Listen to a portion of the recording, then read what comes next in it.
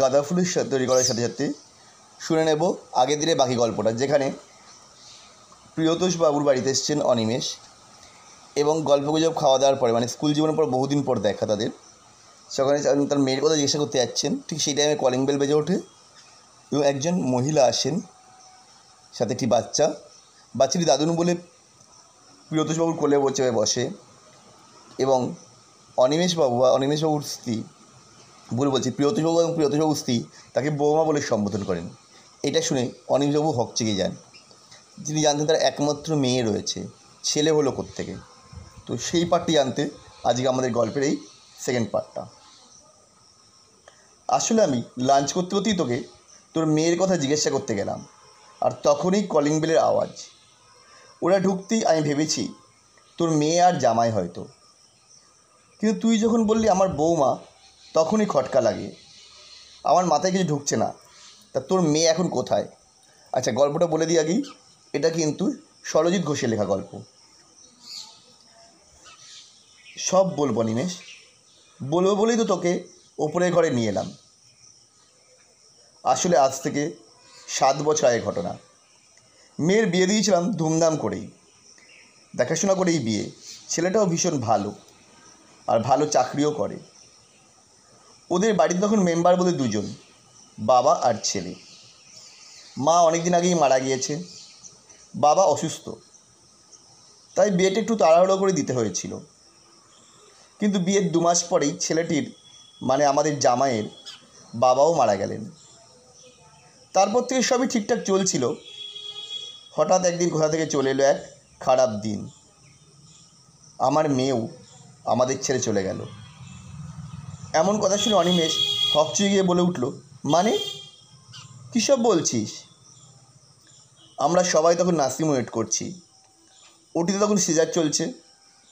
কিছুক্ষণ পর আমাদের ওটির সামনে যেতে বলে। ছুটে যাই। তৎক্ষণাৎ দেখলাম একটা ফুটফুটে ছোট্ট শিশু, মিলির ছেলে হয়েছে। ভীষণ আনন্দের খবর। মা ও বাচ্চা দুজনেই সুস্থ দেখে বাড়ি এলাম।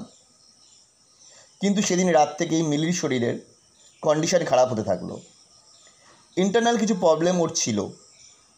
ঠিক 2 দিনের মাথায় কথাগুলো বলতে বলতে চোখে জল এসে গেল প্রিয়তোষের। নিজেকে সামনে নিয়ে প্রিয়তোষ আবার বলতে শুরু করলেন, মিলি আমাদের ছেড়ে চলে গেল। এদিকে ছোট বাচ্চা, এদিকে আমার জামাইও দিশেহারা। এমন খবরে তোর বৌদিও অসুস্থ। কয়েকটা দিন কীভাবে যে কেটে গেছিল সেটা একমাত্র ঈশ্বর জানেন। সপ্তাহখানেক পর জামাই নিজেই বলল নিজের কাছেই বাচ্চাকে রাখবে। আমি আর না করিনি। বাচ্চাটি ছাড়া এই পৃথিবীতে কেউ আর আপন নেই ওর। আমার মিলিকে বড় ভালোবাসতো ছেলেটা, সবসময় আগলে রাখত। আমি নিজেই আয়া ঠিক করে দিলাম বাচ্চাটা দেখার জন্য। সেই আয়াও রাখলো বাড়িতে। এদিকে আমরাও যেন দিশেহারা। তোর বৌদিও পাগলের মতো অবস্থা। সপ্তাহে 2-3 দিন গিয়ে বাচ্চাটাকে আমি নিজে দেখে আসতাম।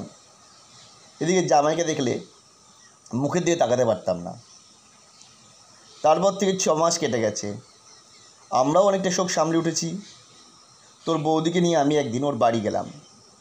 ভাবলাম ছেলেটার সারাটা জীবন পড়ে আছে, তার ওপর এই ছোটো বাচ্চা। তাই সব কিছু ভেবে দেখে অবিদকে বললাম, দেখো আমরা তো আমাদের মেয়েকে হারিয়েছি, তাই হাজার চেষ্টা করেও আমার মেয়ে ফিরিয়ে আসতে পারবে না। তোমার কাছে আমরা আজ এসে প্রস্তাব নিয়ে। শুনে বলল, হ্যাঁ বলুন। আমরা তোমার বিয়ে দিতে চাই আবার। না না, এ কখনো সম্ভব নয়। মিলিকে কষ্ট দিতে পারবো না। সব সম্ভব। আমাদের তো আর কেউ নেই, তাই জামাই হিসেবে নয়, নিজের ছেলে হয়ে তুমি আমার সঙ্গেই থাকো। তাছাড়া এই বয়সে আমরাও তো একা হয়ে গেছি। তোমার নিজের বাবা মা থাকলে কি তাদের কথা রাখতে না? আমি মনে করি তুমি আমাদের ছেলে। তোমার বাবা হিসেবেই আমি চাই তোমার বিয়ে দেব আবার। আমার বাড়িতেই তুমি থাকবে। বাচ্চাটা অনেকটা বড় ইনিংস বাবা ভুল বললাম, জীবনটার অনেকটা বড় ইনিংস বাবা। তাছাড়া বাচ্চাটার একজন মায়ের প্রয়োজন, তাই দ্বিমত করো না। মিলি তোমার সাথেই আছে, সেও খুশি হবে। তারপর অনেক চেষ্টা করে রাজি করাই। আজ 5 বছর হলো বিয়ে দিয়ে নিজের বাড়িতেই রেখেছি। আর অমিত জামাই থেকে কখন যে ছেলে হয়ে গেল আমরা নিজেরাও বুঝতে পারিনি। আর দাদুভাইও একজন মা পেয়েছে, বৌমাটিও হয়েছে তেমনি, ছেলে অন্ত পান। মেয়েকে হারিয়ে অনেক কষ্ট পেয়েছিলাম, তবু কষ্টের মধ্যে আজ যতটুকু পেয়েছি এটাই অনেক বড় প্রাপ্তি। অনিমেষেরই চোখের জলটা মুছে নিয়ে প্রিয়তোষকে বুকে জড়িয়ে ধরে বলে, খুব ভালো করেছিস প্রিয়তোষ, তোর মতো মানুষ হয় না, সত্যিই তুই মহানুভব। বাড়ির প্রত্যেকেই সম্পর্কের এক অত্যন্ত সুন্দর সমীকরণে বাধা পড়েছে, কত সহজেই, এক অদ্ভুত ভালো লাগা। আমি ভীষণ খুশি, কত সুন্দরভাবে সবাই কেমন আপন করে নিয়েছে। তোর বাড়ির প্রতিটি কোণায় ছড়িয়ে পড়ুক ভালোবাসা। ভগবানের কাছে প্রার্থনা করি তোরা এইভাবেই ভালো থাক। এটা গল্পটা সরজিৎ ঘোষের এবং ওনার নাম দেওয়া ছিল ফিরে পেলাম।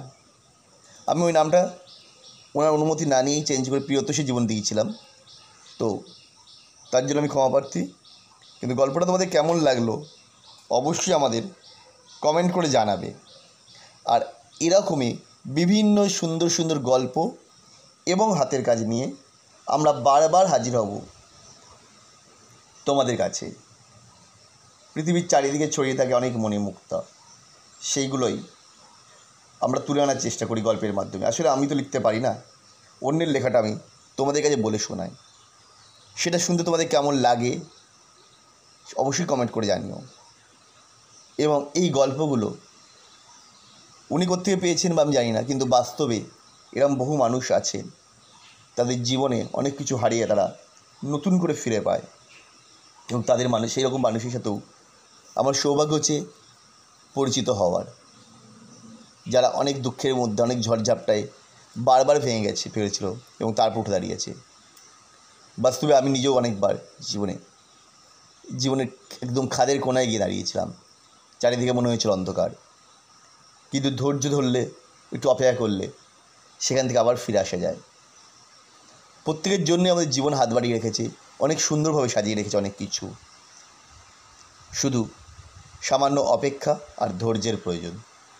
এদিকে দেখো আমাদের গাঁদা ফুলও তৈরি হয়ে গেছে মুনমুনের।